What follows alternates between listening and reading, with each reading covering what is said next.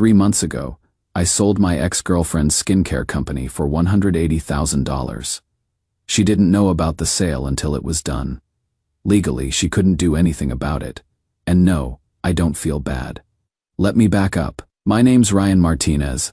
I am 32, software engineer in Austin, Texas. I build back-end infrastructure for a fintech company, the kind of boring technical work that keeps apps running but never makes it into anyone's LinkedIn humble brag. I have been in Austin since 2019, make decent money, live in a one-bedroom off East Cesar Chavez, and generally keep my head down. This story is about what happens when you build someone's dream for them, and they decide you are just the hired help. 2 years ago, I met Chelsea at Houndstooth Coffee on North Lamar, not in some meet-cute moment more. Like I kept seeing the same person at the same table every Tuesday and Thursday morning. And eventually we both acknowledged it was weird to keep pretending we didn't notice each other. I would go there to work, remote a couple days a week, get out of my apartment, change the scenery. She was always at the corner table by the window, laptop open, ring light clipped to the table edge, filming something, beauty content. I had learned later, product reviews, skincare routines, that whole influencer ecosystem. The first time we actually talked, she asked if I could watch her stuff while she used the bathroom. Normal coffee shop request. When she came back, she saw my screen. I was debugging some API integration and made a joke about how she wished she understood code because her website kept breaking. What kind of website? I asked. Just my portfolio site. I do beauty content, and I am trying to set up a shop page, but the Squarespace template is fighting me. I looked at it. Took me about 10 minutes to figure out she would accidentally nested a CSS class wrong and broken the whole mobile layout. There you go, I said, handing her laptop back. She looked at the fixed page, then at me. Are you some kind of wizard? Software engineer? Can I buy you a coffee? That would have taken me 3 days to figure out. That is how it started. Not romantic, not dramatic. Just two people who happened to occupy the same coffee shop at the same time and found a reason to talk. Over the next few weeks, we would chat when we ran into each other. She would tell me about her content schedule. I would tell her about whatever back-end nightmare I was dealing with at work. She was funny, energetic, the kind of person who made boring Tuesday mornings feel less boring. About a month in, she asked if I wanted to grab dinner sometime. I said yes. We went to Veracruz, got tacos, talked for 3 hours. She told me about growing up in Orange County, moving to Austin to find herself, her words, said with self-awareness, building her Instagram following from scratch. I told her about growing up in San Antonio, studying computer science at UT, the usual trajectory. We clicked. I am not going to pretend it was some fairy tale romance, but it was good. She was fun, spontaneous, pulled me out of my shell. I introduced her to my friends. She introduced me to hers. We did the whole Austin thing: brunch at Odd Duck, drinks on Rainy Street, weekend trips to Fredericksburg, normal couple stuff. About 6 months in, she came to me with an idea. I want to start my own skincare line, she said one night over tacos at Veracruz. Nothing huge, just a small brand. Clean ingredients, affordable luxury, you know. I have been thinking about it for years, and I think I am ready. I asked her what she needed. She got this excited look on her face, pulled out her phone, and showed me a whole Pinterest board of branding ideas, packaging concepts, product formulations she had been researching. She would clearly been planning this for a while. The thing is, she said, picking at her alabaster, I need help with the technical side, website, payment processing, inventory management. That is not my strength, but marketing, content creation, building the brand identity, that is what I do. She wasn't wrong. I had seen her Instagram. She knew how to make things look good, how to tell a story, how to build anticipation. She had the audience, or at least the start of one. What is your budget? I asked. She got quiet. That is the other thing. I don't really have capital right now. I have got some savings, but not enough to hire a developer and a designer and all that. I was thinking, maybe we could do this together. Like a partnership. I should have gotten everything in writing right then. Should have drafted an operating agreement, defined ownership percentages, established clear roles and compensation. But I didn't, because I was thinking like a boyfriend, not like a business partner. Sure, I said, let's do it. The next 3 months were a blur. I built the entire infrastructure from the ground up. Registered the LLC in my name, had to, because when I ran a credit check as part of the business setup, Chelsea's score came back in the low 500s. Turned out she had some old credit card debt from her early 20s that she would never fully dealt with, plus a few medical bills and collections. Nothing catastrophic, but enough that no bank was going to extend business credit to her, and no vendor was going to offer net 30 terms. She was embarrassed about it. "It is from when I was younger and stupid," she said. "I am working on fixing it." "Don't worry about it," I told her. "We will just do everything under my name for now. Once the business is profitable, we can restructure." So that is what I did. Registered Lumi Beauty as an LLC in Texas. With me as the sole member, filed for the trademark, registered the domain, set up the Shopify store, customized the theme, integrated the payment gateway, connected it to a fulfillment center in Dallas that I had researched and vetted. Built out the entire automated workflow. Order comes in, payment processes, fulfillment center gets notified, product ships, customer gets tracking info, review request goes out 7 days later. Chelsea handled the creative side. She sourced the products, worked with a contract manufacturer in California that did private label cosmetics. She designed the packaging, wrote the product descriptions, created the brand voice. She was good at it. I will give her that. The Instagram aesthetic was clean, aspirational but approachable. Millennial pink and sage green, minimalist typography, lots of natural lighting in the product shots. She started posting teasers 3 weeks before launch. "Something special is coming," with close-up shots of the packaging. Her followers ate it up. By launch day, we had about 200 pre-orders. The launch went smooth. No site crashes, no payment processing errors, no fulfillment screw-ups. Chelsea went live on Instagram for the launch. Did this whole unboxing thing with the first shipment. Talked about the brand story, the ingredients, the vision. She was a natural. Watching her work was honestly impressive. "We did it," she said that night, showing me the order dashboard. "Ryan, we actually did it." "You did it," I said. "I just built the plumbing." She kissed me. "We are a team." For the first few months, it really did feel that way. She would film content. I had analyzed the conversion data and tweak the site performance. She would engage with customers on Instagram. I would optimize the email marketing automation. She would plan the product expansion. I would project the inventory needs and manage the cash flow. The business grew, not explosively, but steadily. By month 6, we were doing about $15,000 in monthly revenue. By month 9, we had crossed 30,000. Chelsea's follower count had grown to almost 40,000. She was getting tagged in posts, featured in small beauty blogs, building genuine buzz. That is when she started calling herself founder and CEO. At first, I didn't think much of it. Technically accurate, I figured. She had founded the brand. She was the public face. The fact that I had built everything behind the scenes didn't matter. Every company needs front end and back end, right? But then I noticed she had started leaving me out of the story entirely. In interviews with beauty bloggers, she had talked about bootstrapping the business from nothing, about the challenges of being a female founder in e-commerce, about learning to navigate inventory management and vendor relationships. Never mentioned that I had done all of that. Never mentioned me at all. Actually, when I brought it up, she got defensive. "What do you want me to say?" "Hi, I am Chelsea, and my boyfriend built my website." "That is not exactly inspiring, Ryan." "I am not asking for credit," I said. "I am just saying it is weird that you talk about doing things you didn't actually do." "I do plenty," she shot back. "I am the face of this brand. I am the one creating content every single day, engaging with customers, building relationships. You built a Shopify store. That is important, but it is not the same thing." I let it go. Didn't seem worth fighting about. Month 10, Chelsea hired a business consultant.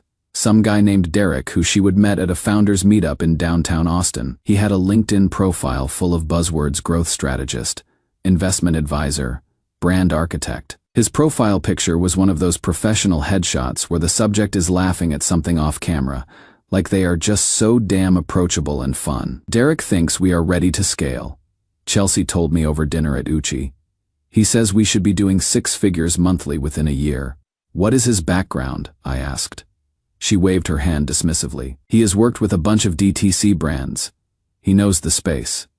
I looked him up later. Derek Morrison, 43 years old. His LinkedIn showed a series of short-term consulting gigs, lots of advised on strategy and facilitated growth initiatives, but nothing concrete. No companies he would actually built or exits he had been part of. Just a lot of professional-looking photos at conferences and a lot of posts about disruption and market opportunities. Red flags everywhere. But Chelsea was excited, so I kept my mouth shut. Derek started coming to our monthly business reviews. We had always done them casual, just me and Chelsea at her apartment, going over the numbers, planning next steps. Now Derek was there, talking about customer acquisition costs and lifetime value metrics. Like he was the one who had built the analytics dashboard. "You have got good infrastructure here," he said to me once, in a tone that somehow managed to be both complimentary and condescending. Solid foundation, very functional. Chelsea started spending more time with Derek. "Business meetings," she would say. They would grab coffee at Houndstooth, lunch at Italic, drinks at the Fairmont, always discussing strategy. I am not an idiot. I knew what was happening, or at least what was starting to happen. But I also knew that accusing someone of cheating without proof is a great way to look paranoid and controlling. So I waited. Month 11, Chelsea announced we were throwing a 1-year anniversary party for the brand.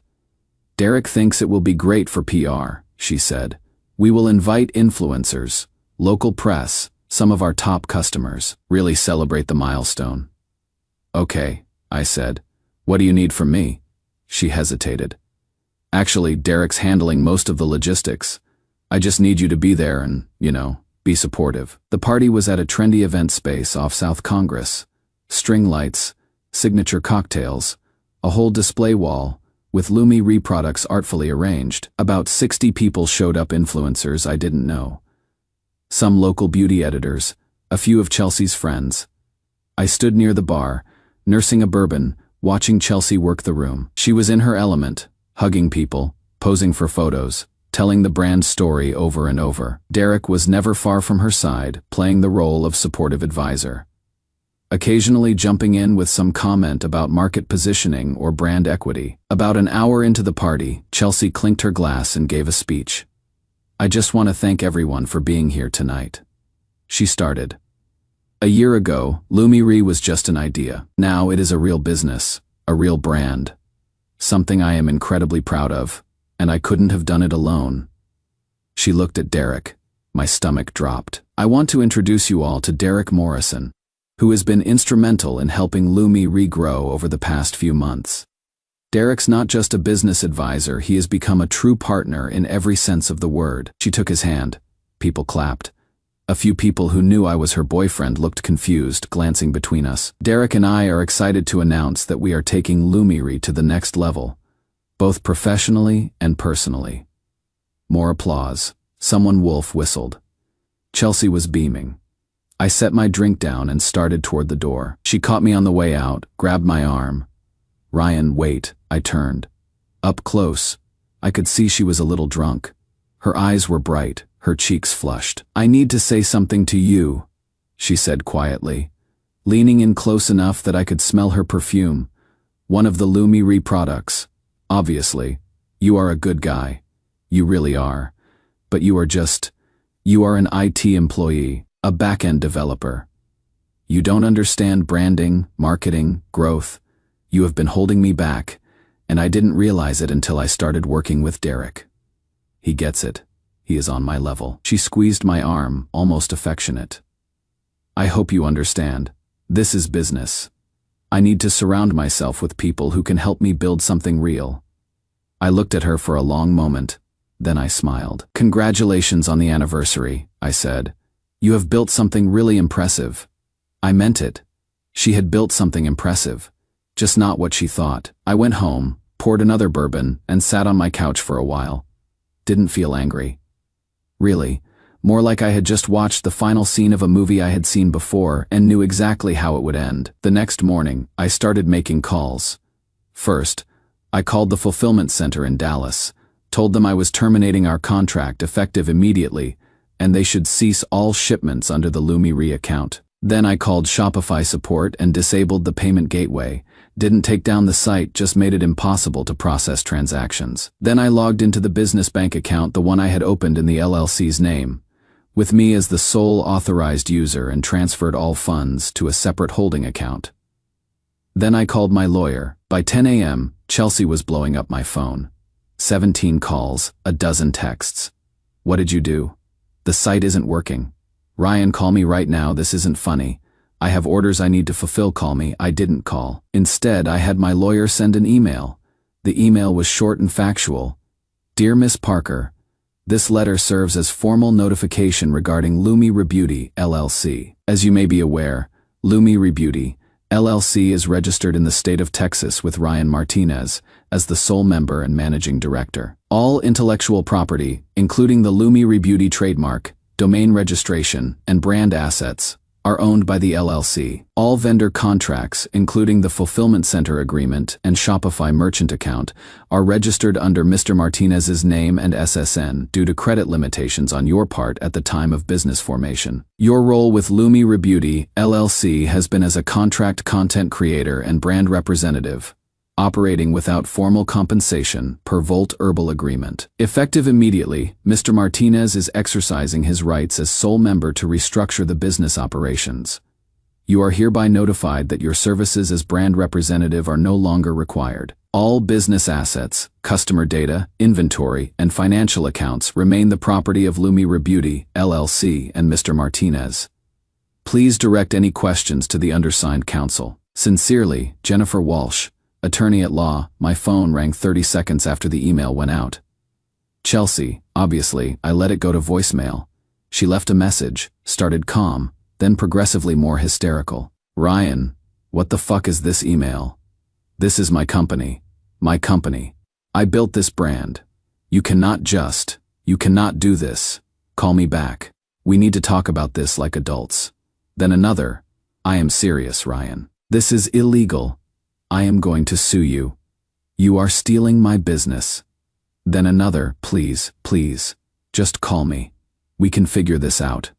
I am sorry about what I said at the party. I was drunk. I didn't mean it. Just please. Let's talk. I didn't call. Instead, I spent the next 2 weeks doing what I do best. Building systems. I reached out to 3 competitors in the clean beauty space, all bigger brands, all looking to expand their customer base. I offered them something simple, a fully built e-commerce infrastructure with 12,000 verified customer emails, proven product market fit, and a turnkey operation. No brand baggage, no influencer drama, just clean data and working systems. 2 of them were interested. 1 made an offer. I sold Qley Rebeauty, LLC, the trademark, the customer list, the inventory, the whole operation for $180,000. Not life-changing money, but decent for a year's side work. The buyer was a brand called Pure Earth. They already had their own products and supply chain. They just wanted the customer list and the social proof that came with it. They would rebrand the whole thing under their umbrella, maybe keep some of the Qley aesthetics if they felt like it. I didn't care. I just wanted out. Chelsea found out about the sale when Pure Earth posted an acquisition announcement on Instagram. By then, she had already figured out that Derek had exactly 0 actual resources or connections, and had been playing the part of successful consultant while living off credit cards and a prayer. He had bounced the moment it became clear there was no business left to advise on. She tried one last time to reach me, sent a long email talking about betrayal, about how I had stolen her dream, about how she had built the brand with her own creativity and vision, and I had just been the hired help. I didn't respond to that one either, but I thought about it. Thought about how easy it is to confuse the front end with the foundation. How Instagram makes everyone think they are one viral post away from being a real entrepreneur. How founder sounds a lot more impressive than contract content creator, even if the actual legal paperwork says otherwise. Thought about how she probably genuinely believed she had built Qley herself, because in her world, the world of aesthetics and appearances and followers she had created the visual identity, the brand voice, the community, that was real work, and it mattered. She just forgot that underneath all that pretty front end, someone had to build the database, manage the servers, negotiate the contracts, handle the compliance, watch the cash flow, all the boring infrastructure work that nobody photographs for Instagram. I heard through mutual friends that she moved back to California a few months later. Started over with a new Instagram handle, new content strategy, Back to regular influencer work. The credit card debt from all those founder lifestyle purchases, the designer handbags for brand photo shoots, the business lunches at expensive restaurants, the new wardrobe for networking events took her a while to dig out from. Derek, I assume, moved on to the next aspiring founder who needed to hear that they were one consultant away from scaling to 7 figures. As for me, I am still in Austin, still doing back-end infrastructure work, still building systems that nobody notices until they break. I bought myself a new mountain bike with some of the sale money, took a trip to Colorado, started going to therapy, which probably should have happened earlier. People ask me if I feel bad about it, if I think I was too harsh, too calculated, too cold. Here is the thing. I built a business. I registered the LLC, filed the trademarks, signed the contracts, managed the finances, created the infrastructure. I did it with my name, my credit, my skills, because someone I cared about asked me to, and I was stupid enough to think that we are a team meant the same thing to both of us. When that same person decided I was just the IT guy holding her back, I did what any reasonable person would do with their own business. I exercised my rights as owner. She didn't lose her company. She lost access to my company. That is not revenge. That is just business. And if there is one thing I learned from the whole experience, it is this. Infrastructure matters. The pretty website, the Instagram aesthetic, the brand story, all of that matters too. But it only works if someone's doing the unsexy work of keeping the lights on, managing the finances, and making sure the foundation doesn't crack. Chelsea learned that lesson the hard way. I learned it too, just from a different angle. These days, when someone asks me to build them a website or help them start a business, I send them a contract first. Clear terms, defined ownership, explicit compensation, nothing personal, just professional. Because I am not a boyfriend who codes anymore. I am a developer who learned that sometimes the most important thing you can build is a good contract. And maybe that is the real skill I picked up from this whole thing, knowing the difference between supporting someone's dream and letting yourself become the foundation they build on and then forget about. I don't regret what I did. I regret that it had to happen. But those are two different things. The last time I checked, Pure Earth was doing pretty well with the Lumi customer list. They sent me a nice thank you note and a gift basket of their products. I gave the skincare stuff to my sister. As for Chelsea and Derek and that whole scene, I don't keep tabs. That is the beautiful thing about clean exits. Once you are out, you are out. I am building different things now. Smaller, quieter, more intentional, less Instagram, more infrastructure, less founder energy, more foundation, and you know what? It feels pretty good. The bourbon tastes better. The mountain biking's excellent. Austin's still Austin, even with all the Californians. And I sleep fine at night, knowing that the next time someone calls themselves a founder, I will know exactly what questions to ask. Starting with, who actually owns the LLC? Because that, as it turns out, is the only question that really matters.